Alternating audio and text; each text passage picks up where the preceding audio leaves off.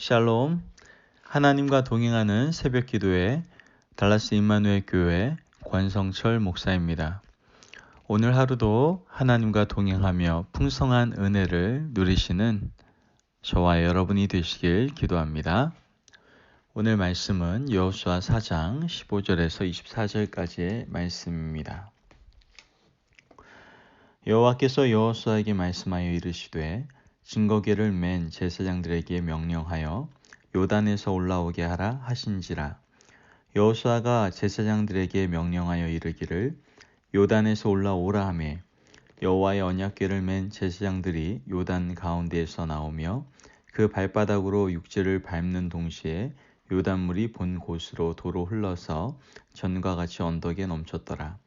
첫째 달 10일에 백성이 요단에서 올라와 여리고 동쪽 경계 길갈에 진침해 여호수아가 요단에서 가져온 그 12돌을 길갈에 세우고 이스라엘 자손들에게 말하여 이르되 후일에 너희의 자손들이 그들의 아버지에게 묻기를 이 돌들은 무슨 뜻이니까 하거든 너희는 너희의 자손들에게 알게 하여 이르기를 이스라엘이 마른 땅을 밟고 이 요단을 건넜음이라.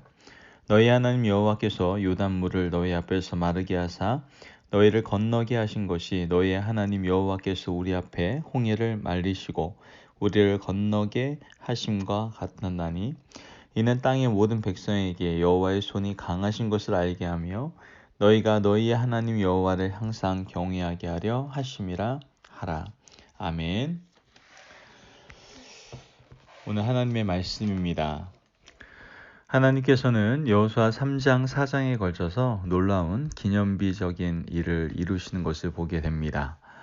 모세가 죽고 나서 여호수아가 이스라엘 지도할 때 사람들이 여호수아를 상대적으로 좀 덜 존중하는 경향이 있었을 수도 있었을 겁니다. 모세가 워낙에 위대한 지도자의 역할을 감당했으니까요. 그러나 하나님께서는 여호수아를 세우신 일을 작정하시는 것을 보게 되는데요. 우선 각 지파에서 한 사람씩 택하 12명을 세우시죠. 그리고 난 다음 제사장들이 언약궤를 메고 요단강 물을 밟으면 그 물이 멈춰설 것을 여호수아로 하여금 말하게 하시죠. 그리고 예언하게 하시죠. 어떻게 보면 여호수아에게 비전을 주시고 그 비전을 선포하게 하신 것이다 라고 우리는 생각해 볼 수 있습니다. 이 비전은 출애굽의 그때 홍해를 가르신 일같이 하나님께서는 그 비전을 이루시겠다 라고 말씀하시는 것으로 우리는 생각해 볼 수 있죠. 과연 마찬가지로 제사장들이 요단강의 물을 밟을 때 어떻게 됩니까? 물은 저 멀리 가서 멈춰서게 되고 또 이 제사장들이 다시 밖으로 나왔을 때 물이 다시 흐르게 되는 것을 우리는 성경을 통해서 알 수가 있게 되는 것이죠. 이 모든 것이 다 하나님께서 함께 하심, 하나님의 놀라운 일들이 있었다라는 것을 어떻게 해요? 우리로 하여금 분명히 기억하게 하는 말씀임을 알 수가 있습니다. 하나님은 이 과거나 지금 현재나 미래에도 하나님이 똑같은 일을 행하신다라고 분명히 말씀을 합니다. 우리는 분명 성경을 통해서 이런 놀라운 일들을 알고 있는데 아니 멀리 가지도 않아도 됩니다. 우리의 삶 가운데도 하나님께서 이와 같은 놀라운 일들을 행하셨는데 우리는 그런 것들을 기억하지 못하며 살아갈 때가 너무나도 많습니다. 사람은 어떻게 보면 만강의 동물이라고 얘기하죠. 기억하지 못하는 것이 축복이 될 때도 있지만 때로는 기억이 축복이 될 수도 있습니다. 인생의 위기 앞에서 때로는 의심과 회의가 찾아올 때 여러분 어떻습니까? 믿음이 많이 흔들리기 마련이죠. 그럴 때 필요한 것이 과거에 경험했던 은혜의 시간들을 어떻게 해요? 기억하는 일일 겁니다. 그때 경험했던 하나님이 지금은 다른 분인가? 그럴 리가 없다는 것이죠. 삶과 신앙의 암흑의 시간이 찾아올 때 마음속 어딘가에 세워두었던 12개의 돌을 끄집어낼 수 있는 바로 믿음이 우리 가운데 있어야 된다라는 것이죠. 우리는 하나님의 그 놀라운 역사를 바라보면서 우리는 어떠한 하나님을 경험하게 됩니까?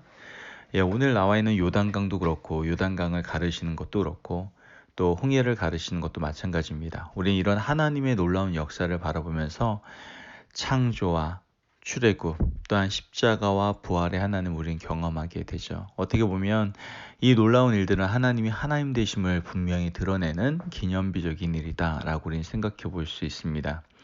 이러한 창조와 출애굽, 즉 구원, 십자가와 부활의 그 승리가 우리에게 주어진다는 희망이 우리에게 있다면 그 희망이 우리의 인생을 변화시킬 것이고 우리 인생이 어디로 가야 되는지 분명한 방향성을 잡고 살아갈 수 있도록 인도하실 줄을 믿습니다. 아멘. 그러므로 여러분 우리 안에 언제나 하나님께서 허락하신 하나님의 놀라운 일들을 늘 기억하며 살아갈 수 있는 저와 여러분이 되셔야 될 줄을 믿습니다. 그런데 여기서 멈춰서는 안 됩니다. 하나님의 놀라운 일들, 하나님께서 우리 가운데 역사하셨던 것들을 그냥 기억하는 것으로만 끝나면 안 됩니다.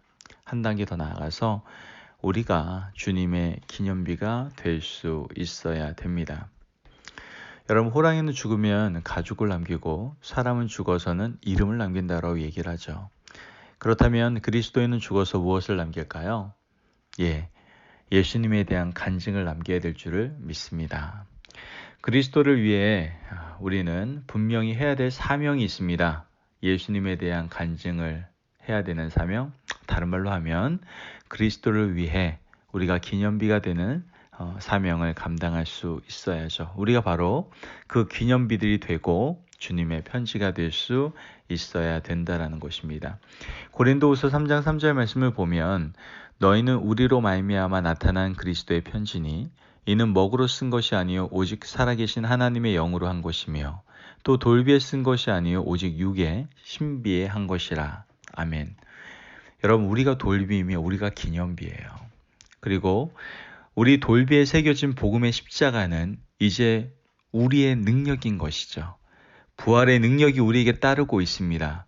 우리가 진정 순종하면 그 일은 우리에게 기념비적으로 나타나고 우리는 순종을 통해서 그 일을 경험할 수가 있게 되는 것이죠.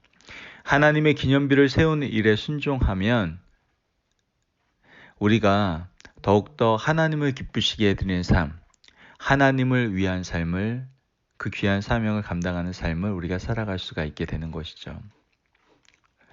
여러분, 우리는 하나님의, 주님의 기념비가 될 수 있어야 됩니다. 오늘 말씀 보면 바로 우리들이 증거의 돌들이 되라라고 분명히 말씀하는 것을 보게 됩니다. 여호수아 4장 24절 말씀을 보면 이는 땅의 모든 백성으로 여호와의 손이 능하심을 알게 하며 너희로 너희 하나님 여호와를 영원토록 경외하게 하려 하심이라 하라. 이렇게 얘기하죠. 주님께서는 간절히 원하고 계십니다. 사랑하는 우리들이 주님의 기념비가 되기를 원하십니다. 그래서 지금도 이 땅 가운데서 죽어가고 있는 많은 영혼들에게 우리가 기념비가 되어서 그들에게 창조와 구원과 또한 부활의 그 하나님을 우리에게 전하기를 원하고 계신다는 것을 우리는 분명히 알 수 있어야 됩니다. 여러분, 지금 여러분은 예수님의 기념비로서 온전히 잘 세워져 계십니까? 기념비로서의 삶을 살아가고 있습니까?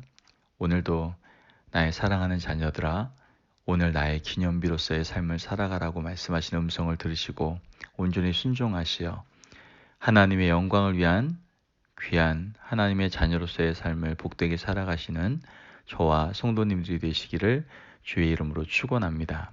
아멘. 기도하겠습니다. 하나님 감사합니다. 하나님, 우리에게 하나님의 놀라운 역사를 보여주시어 우리 안에 창조와 구원과 십자가와 부활의 놀라운 은혜의 경험들을 누리게 하시니 감사합니다. 그러나 우리의 삶을 살아가다 보면은 수많은 어려움과 또한 핍박과 또한 고난, 어려움 속에서 이런 하나님의 은혜를 잊으며 살아갈 때가 너무나 많음을 고백합니다. 늘 기념비를 생각하며 늘 하나님의 은혜를 기억하는 삶을 살아가는 저희들 될 수 있도록 도와주옵소서. 뿐만 아니라 우리가 바로 주님의 기념비가 되어서 이 땅 가운데에서 아직도 주님의 기념비에 대해서 알지 못하는 수많은 영혼들에게 온전히 기념비 안에 있는 놀라운 의미들, 바로 창조주 하나님, 구원자 하나님, 또한 십자가와 부활의 주님을 온전히 전파하며 흘려보낼 수 있는 저희들 될 수 있도록 도와주옵소서. 오늘 하루의 삶 우리를 붙잡아 주실 주님을 찬양하며 예수님의 이름으로 기도합니다. 아멘. 하나님과 동행하며 오늘도 풍성한 삶을 누리시는 우리 성도님들 되시기를 축복합니다. 승리하십시오.